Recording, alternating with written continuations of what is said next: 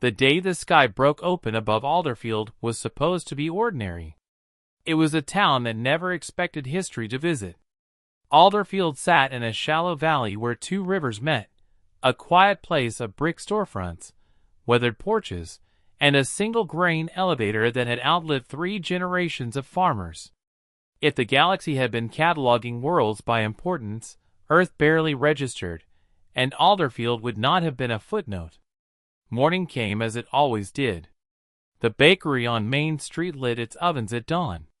School buses rattled down cracked asphalt roads, carrying half-awake children and drivers who knew every turn by muscle memory. The air smelled of cut grass, river water, and diesel fuel. Radios murmured local news, weather, crop prices, a reminder about the fall festival scheduled for next week. No warnings came from the sky. No alarms. No distant thunder. No sign that the universe had finally noticed them. Until the clouds stopped moving. It was subtle at first. The wind died, as if someone had closed a door on the world. Leaves froze mid-tremble. Birds stalled in the air, their wings beating soundlessly. And then the light changed, not dark, not bright, but wrong. The sun blurred, its edges stretching like wet paint. People looked up. The sky folded inward. It was not a hole. It was not a tear. It was a gate, a vast, circular distortion of space itself, hovering miles above the town. The blue of the sky twisted into a deep, luminous black, rimmed with burning gold symbols that rotated with slow, deliberate purpose. Every instinct screamed that it was ancient. Every nerve said it was watching. Phones came out. Someone screamed. Someone else fell to their knees, whispering prayers they hadn't spoken since childhood. Church bells began ringing without anyone pulling the rope, their iron voices shaking the air. And then the first ships came through. They emerged silently, colossal structures of dark metal and radiant lines, shaped like crowns turned inside out. Each one was miles long, layered with spires and arches that glowed with soft, internal light. They did not descend quickly. They arrived, as though gravity itself bent to accommodate them. 5 ships. Then 10. Then more. They formed a slow, deliberate formation above Alderfield, casting shadows that swallowed entire neighborhoods. The river vanished beneath darkness. The grain elevator disappeared, swallowed by a shadow larger than the town itself. For the first time in its existence, Alderfield was small in a way it had never known. Across the world, satellites failed. Communication stuttered. Power grids trembled. But in Alderfield, none of that mattered yet. All that existed was the sky, and what had come through it. A voice followed. It did not come from speakers. It came from everywhere. It vibrated through bone and blood, through brick and soil, through the space behind the eyes where fear lived. It was layered, many voices speaking as one, carrying an authority that assumed obedience as a natural law. Inhabitants of Sol 3. The name meant nothing to most of them. But the tone did. You stand before the sovereign concordance of the Aurelian thrones. Some people collapsed. Others clutched each other. Children cried, overwhelmed by something they could not name. We are the rightful stewards of this region of the galaxy. Your world has been evaluated. Your species has been measured. The ships pulsed with light, synchronized like a heartbeat. You will submit. That single word landed heavier than any threat. The voice continued, calm and inexorable. You will kneel. You will offer tribute, resources, labor, and obedience. In return, you will be permitted to exist under our protection. A pause. Refusal is extinction. Across the planet, militaries scrambled. Governments screamed into dead channels. But Alderfield did not hear any of that. They heard only the echo of that voice, rolling through their streets like a verdict already passed. In the center of town, beside the old courthouse with its cracked stone steps, People gathered without knowing why. Maybe it was instinct. Maybe it was fear pulling them together. Maybe it was the simple human need not to face the end alone. Mayor Evelyn Hart stood at the base of those steps, her hands shaking despite her effort to still them. She was not a warrior. She had won her last election by promising better road repairs and lower property taxes. Her greatest crisis before today had been a flood that ruined half the cornfields. She looked up at the sky and felt very, very small. A figure of light descended from the nearest ship. It was tall, impossibly so, its body elongated and symmetrical, clad in flowing bands of living gold that shifted with every movement. Its face was not a face, but a mask of radiant geometry, features implied rather than defined. Its eyes, if they were eyes, burned with contained suns. It did not touch the ground. It hovered a foot above it, unmoved by wind or gravity. Behind it, more figures appeared, forming a silent, hovering line. Kings. Not in title alone, but in presence. They radiated certainty, the unshakable belief that the universe had been built for them. The central figure spoke again, this time more focused, its voice narrowing until it felt like it was speaking directly to each individual soul. This settlement will serve as demonstration. The implication was clear. Mayor Hart swallowed. Her voice barely carried, but she spoke anyway, because silence felt worse. We don't understand, she said. We need time. We need to speak to. Time is a privilege of the sovereign, the being replied. Not the subject. It extended one luminous hand. The air pressed downward. People fell. Not struck, forced. Knees slammed into pavement. Hands hit dirt and concrete. Spines bent under an invisible weight that crushed defiance out of muscle and breath alike. Alderfield knelt. Or almost all of it did. At the far edge of the square, near the old war memorial, a simple stone slab etched with names from conflicts long past, a man remained standing. He was unremarkable in every visible way. Mid-40s. Work-worn boots. A faded jacket with grease stains at the cuffs. His hair was going gray at the temples. His face carried the lines of someone who had lived more life than luck. His name was Thomas Reed. Tom to everyone who knew him. He had been fixing a tractor when the sky opened. He still had grease on his hands. He still smelled faintly of oil and metal. And when the pressure came, when the invisible force tried to bend him, he staggered, gritted his teeth, and stayed on his feet. Not because he was strong, but because he planted his boots the way he always had when something tried to push his life around. The pressure increased. Concrete cracked. People screamed as their bodies were forced lower. Bones groaned under the weight of alien will. Tom's knees buckled for a moment. Then he straightened. Slowly. Deliberately. The alien king turned its gaze.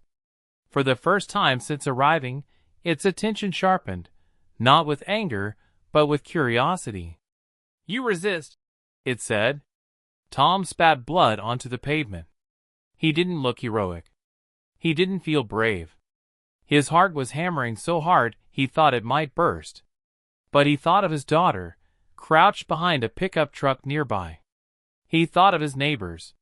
He thought of the names carved into the stone behind him. And he lifted his head. This is our town, he said hoarsely. You don't get to own it. A ripple passed through the assembled alien figures. Not shock, but something like mild amusement. You misunderstand your position, the king replied. You stand because we allow it. The pressure doubled. The ground beneath Tom's feet shattered. Still, he did not kneel. All around him, Alderfield watched through pain and terror as one ordinary man refused the oldest command in the universe, bow before power. The alien king tilted its head. Fascinating, it said. Very well. Let us see how long your defiance endures. High above, the gate pulsed brighter. And somewhere deep within the ships, unseen eyes began to observe the town more closely, not as a resource, not as a footnote, but as a problem. The alien king did not strike Thomas Reed down. That, more than anything, unsettled the people of Alderfield. They had expected annihilation. A flash of light. A body reduced to ash as a lesson to the rest of them. That was how stories like this were supposed to go, how power taught obedience. Instead, the king simply watched him. The pressure holding the town to its knees did not relent, but it did not increase either. It lingered like a hand around the throat, reminding everyone that survival was conditional. "You will kneel eventually," the king said, its voice calm, almost patient. "All civilizations do." Tom forced air into his lungs. Each breath felt like dragging oxygen through water. His legs shook violently now, muscles burning, tendons screaming. He knew that if this went on much longer, his body would fail him. But bodies failing had never been the end of things where he came from. "You don't know us," Tom said. A soft glow rippled across the king's form, like light refracting through crystal. "We know your kind better than you know yourselves," it replied. "You are young, fractured, violent. You war among yourselves over symbols and borders. You poison your own world while praying to gods who never answer." The alien's gaze swept across the kneeling crowd. "And when confronted by superior force, you submit." Tom laughed. It came out rough and broken, more a cough than a sound of humor. Blood trickled from the corner of his mouth. "Yeah," he said. "Sometimes." That word, sometimes, hung in the air like a challenge. The king drifted closer, lowering until it hovered directly before him. Up close, the thing was terrifying in a way distance could not convey. Its surface was not metal, not flesh, but something between, smooth and alive, etched with slow-moving patterns that hurt to look at for too long. "Explain," the king commanded. Tom's vision swam. The edges of the world darkened. He could feel his strength bleeding away second by second. But he spoke anyway, because if he stopped, everything ended. "Sometimes," he said, "we decide there are worse things than losing." Behind him, the old war memorial caught the sunlight that still filtered through the alien ships. Names carved deep into stone. Names of people who had lived and died long before any of this had seemed possible. The king noticed his glance. "Monuments to failure," it observed. "Your dead did not stop conquest." "No," Tom agreed quietly. "But they stopped somebody." For the first time, the alien king hesitated. It was subtle. A fraction of a second where its speech cadence broke. A flicker in the light patterns along its form. The pressure eased, just a little. Tom sagged, nearly collapsing, but he stayed upright. Around the square, people noticed. A murmur rippled through Alderfield. Not words, not yet, but a change in the air. Fear was still there, thick and choking. But something else stirred beneath it. Recognition. Mayor Hart felt it like a spark in her chest. She lifted her head slightly, pain flaring as the invisible force resisted her movement. Her eyes found Tom's back, his hunched shoulders, the way he stood between the town and the impossible. She had never noticed him much before. He fixed engines. Volunteered during floods. Showed up to town meetings only when something was really wrong. And now, he was standing when kings demanded kneeling. The alien king straightened, regaining its composure. "This demonstration is complete," it declared. "You have one planetary cycle to organize your submission. Representatives will be chosen. Tribute will be prepared. Compliance will be rewarded." The pressure vanished.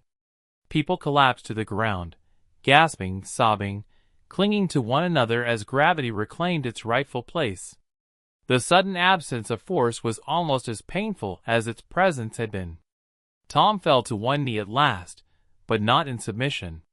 His hands caught the pavement, keeping him from face-planting into the dust. The king rose into the air. "This settlement will be monitored," it said. "Do not mistake this mercy for weakness." With that, the alien figures ascended, dissolving into light as they rejoined their ships. The vessels remained overhead, silent and unmoving, their shadows still draped across the land like a promise of return. The sky did not close. The gate stayed open. The kings waited. That night, Alderfield did not sleep. Generators hummed as power flickered in and out. Candles glowed in windows. Radios crackled with fragments of information from the outside world. Panic, confusion, conflicting orders. No one seemed to be in charge anywhere. The aliens had not just arrived over Alderfield. They had arrived over everyone. But Alderfield had been chosen. The demonstration. In the town hall, people packed shoulder to shoulder. Farmers, teachers, mechanics, teenagers with wide, haunted eyes, veterans with stiff backs and clenched jaws. The room smelled of sweat and fear and old wood. Tom sat near the back, an ice pack pressed to his ribs. He had not sought attention, but it found him anyway. People glanced his way, then looked away again, as if afraid that staring too long might make him break. Mayor Hart stood at the front, gripping the podium like it was the only solid thing left in the universe. "They want representatives," she said, her voice echoing slightly. "They want tribute. And they want obedience." No one argued. "We don't have weapons that can touch those ships," she continued. "We don't have allies who can reach us in time.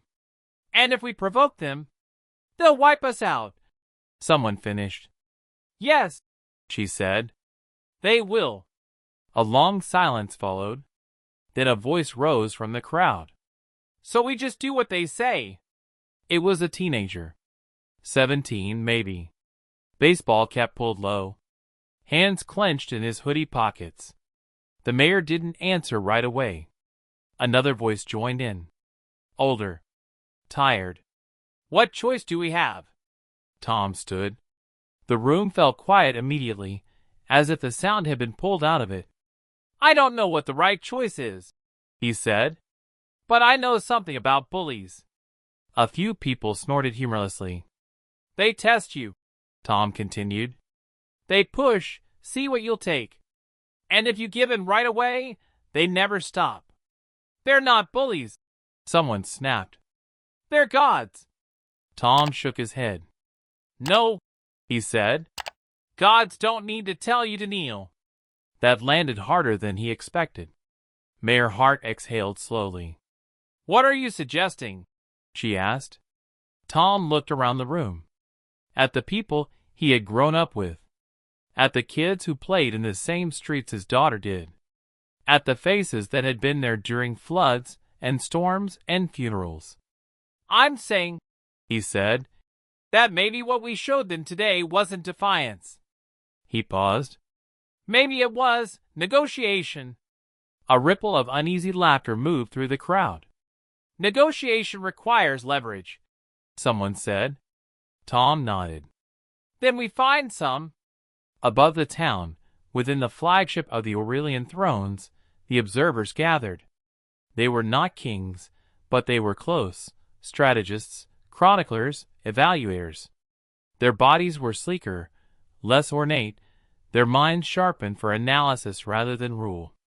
They watched Alderfield through layers of perception that pierced walls and skin and thought itself. "Resistance probability remains statistically insignificant," one observer reported. "Localized anomaly accounted for by individual psychological deviation." Another tilted its head. "And yet," it said, "the anomaly persists." They reviewed the data again. The standing human. The crowd response. The emotional resonance spike detected moments after Defiance. "Curious," the chronicler murmured. "This species encodes meaning into loss. Inefficient. Dangerous," another corrected. "Meaning propagates." The lead observer, older, its light pattern slower and deeper, studied the projection of Alderfield. "Do not underestimate this," it said. "They do not challenge us with force. They challenge us with story." The others considered that. "Shall we intervene further?" one asked. The lead observer paused. "No," it decided. "Let them try." Its gaze lingered on the human designated Thomas Reed. "Let us see what a town does when it believes it has already lost." In Alderfield, people began to prepare. Not for surrender. For endurance. They shared food. Checked on neighbors. Fixed generators. Cleared the school gym to use as a shelter. Veterans quietly inventoried old equipment, not because it would stop alien kings, but because habit demanded readiness. Tom walked home near dawn.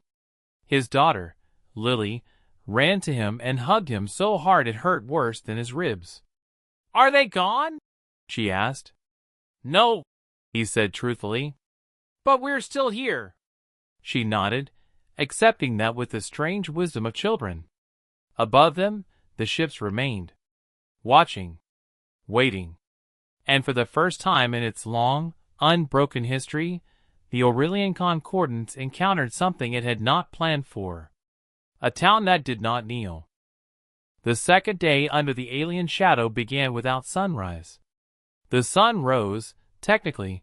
Astronomy did not stop just because gods arrived, but its light filtered through layers of hovering metal and shimmering fields, turning morning into a permanent twilight.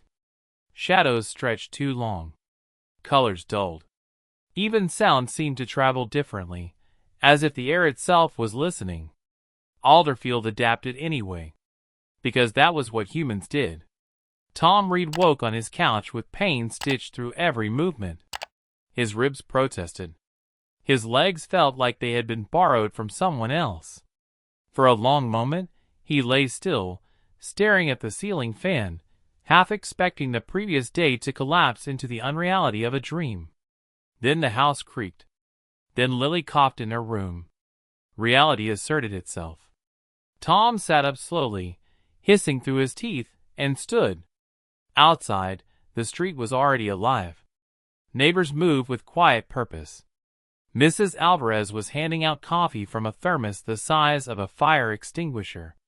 Someone had set up a table of canned food. Extension cords snaked between houses like improvised veins. No one was panicking.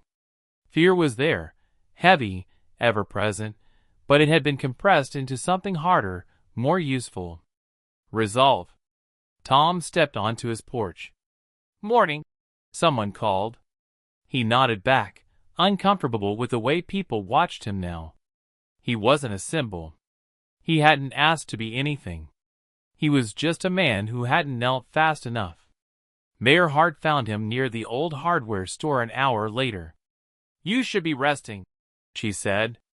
"So should you," Tom replied, eyeing the dark circles under her eyes. She didn't argue. Instead, she leaned against the brick wall beside him and looked up at the sky. "They're broadcasting again," she said. "Global channels. Same message everywhere." Tom waited. "They want planetary councils," she continued. "Representatives to formalize submission. They're offering technology in exchange. Medicine. Energy. Longevity. Immortality?" Tom asked. "Extended life," she said. "They're careful with words." Tom snorted softly. "And people are lining up?" "Yes," she admitted. "Governments are desperate. Some already agreed." Tom closed his eyes for a moment. "Does that make us idiots?" she asked quietly. He thought about it. "No," he said. "It makes us inconvenient." She studied him. "You really think this ends any way other than us getting erased?" Tom shrugged, then winced. "I think," he said slowly, "that they don't understand what they're dealing with yet." Inside the flagship, the observers tracked Alderfield's activity with growing interest. The town should have fractured. Submission followed by internal conflict was the usual pattern. Panic. Blame. fragmentation, collapse. Instead, social cohesion was increasing. Community bonding metrics are spiking, one observer reported. Altruistic behavior above baseline norms. They share resources without directive, another noted. Inefficient. Effective, the chronicler countered. Resilience correlates strongly with narrative unity. The lead observer watched the data streams converge around a central node. Thomas Reed. He does not command, it said. He does not inspire overtly. And yet, another observer murmured, they orient around him. Because he represents an idea, the lead observer replied. Not victory. Not rebellion. It paused. Refusal. The first test came at noon. A single alien construct descended into the town square, smaller than the king's forms, but still towering, its surface rippling with restrained power. A new voice echoed outward, less grand, more precise. Tribute collection will begin. A holographic projection bloomed in the air, lists of materials, quotas, schedules. Food, metals, water. People stared at the numbers. They'll strip us bare, someone whispered. Mayor Hart stepped forward. We don't have those quantities, she said, her voice steady. Not without endangering lives. The construct regarded her. Your survival is not the metric, it replied. Compliance is. Tom moved to her side. No, he said. It isn't. The construct's attention shifted to him instantly. You again, it observed. Yeah, Tom said. Me again. You mistake tolerance for vulnerability, the construct warned. This settlement exists at our discretion. Tom nodded. Then consider this us using that discretion while it lasts. A murmur rippled through the crowd. Mayor Hart swallowed. We will not provide tribute that starves our people, she said. The construct paused, processing. Refusal logged, it said. Consequences pending. It rose and vanished into the sky. People exhaled all at once. Some laughed, short and hysterical. Others cried. A few sank to the ground, shaking. Tom felt the weight settle on him then, not from the sky, but from the people around him. They were looking at him like he had answers. He didn't. That night, fires burned in barrels along Main Street. People gathered not because they were told to, but because warmth, physical and human, mattered more than ever. Stories were told. Not heroic ones. Not yet. Stories about grandparents who had crossed oceans with nothing. About storms survived. About wars fought and lost and learned from. About standing lines and holding ground and saying no when yes would have been easier. Lily sat beside Tom, wrapped in a blanket, listening. Are they monsters? She asked. Tom considered the ships overhead. I don't know, he said. But they're not gods. How do you know? He smiled faintly. Because gods don't need us to kneel to feel big. She thought about that, then nodded. Inside the flagship, alarms chimed softly. Cultural persistence remains high, an observer said. Deterrence ineffective. Escalate? Another suggested. The lead observer hesitated. Not yet, it said. There is curiosity among the thrones. Curiosity. A dangerous thing for empires. On the third day, the kings returned. They descended in full splendor this time, their forms blazing against the dim sky, their presence pressing against minds like gravity. Alderfield gathered again. People did not kneel. Some trembled. Some cried. But they stood. Tom stood at the front, heart hammering so loud he was sure the aliens could hear it. The central king regarded the crowd. You persist in defiance, it said, despite clear evidence of futility. Tom met its gaze. We persist in choosing each other, he said. The king tilted its head. Explain. Tom gestured to the town. You want tribute, he said. We want to live. You want obedience. We want dignity. Those aren't compatible. A ripple of light passed through the assembled kings. Dignity is a construct, one said. So is your empire, Tom replied. Doesn't make it meaningless. Silence followed. Not the silence of intimidation. The silence of consideration. The kings conferred among themselves in patterns of light too complex for human eyes to follow. Finally, the central king spoke again. Very well, it said. We will observe further. It turned away. Know this, humans of Alderfield, you stand not because you are strong, but because we have not yet decided you are worth breaking. The ships rose. The pressure eased. And for the first time, something changed in the air. Not hope. Recognition. The galaxy was paying attention now. Not to Earth, but to a town that refused to kneel. The Aurelian thrones had ruled for more than 60,000 cycles. They had extinguished stars to make points. They had shattered species, whose names were now only mathematical footnotes in imperial archives. Their dominance was not built on cruelty for its own sake, but on certainty, the unshakable belief that resistance was an error that corrected itself when exposed to enough pressure. Alderfield did not correct. It adapted. On the fourth day, the kings escalated, not with weapons, but with demonstration. The sky darkened further as one of the great ships shifted position, its shadow crawling across the valley like a living thing. A beam of pale light descended miles away, striking an uninhabited forested ridge. Trees did not burn. They did not explode. They simply ceased to exist. Matter unraveled into glowing dust, leaving behind a perfectly smooth scar carved into the earth. The message was clear. We can erase you without effort. The voice came again, resonating across the land. Observe the consequence of noncompliance. Fear surged like a physical wave. People screamed. Some dropped to their knees to spite themselves. Mothers pulled children close, hands shaking.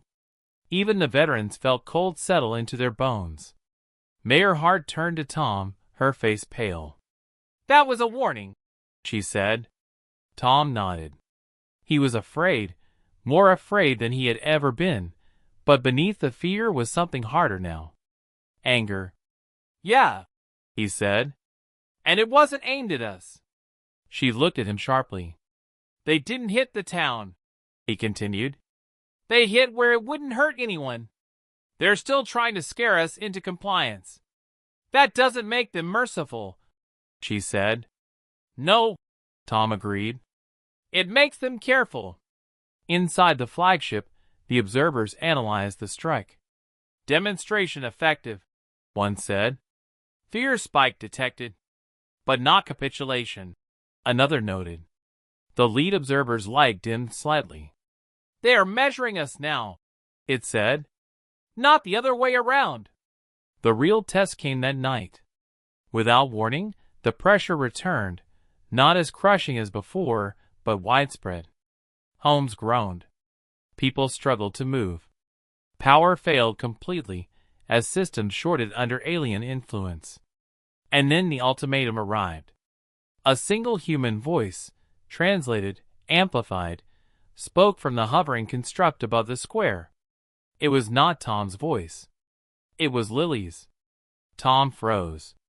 Around him, people stared in horror as the voice repeated, clear and unmistakable. Thomas Reed, your offspring has been isolated for evaluation. The world narrowed to a tunnel. What? Tom whispered. You have demonstrated anomalous influence. The construct continued. This variable will be removed. Kneel, and she will be returned unharmed. Refuse, and the anomaly will be corrected permanently. Screams broke out. Someone grabbed Tom's arm. Someone else shouted that they couldn't let a child die for pride. Tom's legs moved before his mind caught up. He stumbled forward, heart tearing itself apart. Don't, he said hoarsely. Don't you touch her.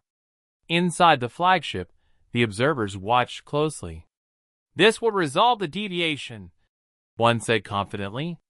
Emotional leverage is universally effective, another agreed. The lead observer did not speak. Tom dropped to his knees. The square went silent. People stared at him, some in relief, some in shame, some in heartbreak. Mayor Hart closed her eyes. Tom bowed his head. And then he laughed. It was broken, ragged, full of tears, but it was laughter all the same. You really don't get us, he said. He lifted his head. If you think threatening my kid makes me yours, he continued, voice shaking but strong, then you've never met a human parent. He rose. The pressure intensified instantly, slamming him back down, but not before something else happened. All across Alderfield people stood. Not all at once. Not dramatically. One by one. A mother. A teacher. A teenager. A veteran missing a leg. Mayor Hart. They stood despite the pain. They stood despite the terror. And then someone shouted, If you take her, you take all of us. The word spread like fire. Inside the flagship, alarm screamed. Mass Defiance escalation. An observer shouted. This exceeds predictive models. Apply corrective force. Another demanded. The lead observer finally spoke. Stop. The kings felt it then. Not resistance. Unity. Not against them, but for each other. The pressure faltered. The construct's voice stuttered. This behavior is illogical, it said. Tom forced himself upright again. You think we kneel because we're weak, he said. We kneel when it keeps our people alive, and we stand when it doesn't. High above, the kings conferred in frantic, luminous patterns. Something unprecedented was happening. They were losing control of the narrative. Lily was returned moments later. She appeared in a flash of light beside Tom, shaken but unharmed. He collapsed to his knees and wrapped her in his arms, sobbing openly now, not caring who saw. The crowd roared, not in anger, but in raw, defiant relief. Inside the flagship, silence reigned. The lead observer recorded a new entry into the Imperial archives. Species, human. Trade observed. Sacrificial defiance. Assessment, high contagion risk. The Central King turned its gaze toward Alderfield. For the first time in its existence, doubt flickered through an immortal mind. The Aurelian thrones withdrew 3 days later. Not in defeat. In recalculation. The gate closed slowly, the sky healing itself like a wound knitting shut. The ships lifted, one by one, their shadows receding from the valley until sunlight touched Alderfield fully for the first time in a week. The kings did not apologize. They did not offer tribute or alliance.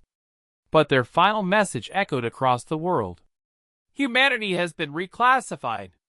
Nations held their breath. Not as subjects. Not as equals. A pause. As a destabilizing force. The ships vanished. Alderfield stood blinking in the light, battered but whole. Tom went back to fixing engines. Lily went back to school. Mayor Hart went back to worrying about roads and budgets. The galaxy moved on. But it did not forget. In alien halls of power, the story of a small town spread, of a species that could not be ruled by fear alone. Of beings who found strength not in conquest, but in refusal. And among the stars, empires adjusted their plans. Because somewhere out there, on a small blue world, people stood when kings demanded kneeling. And for the first time, the galaxy understood what it truly meant to be human. If this story moved you, subscribe for more human stories from the stars.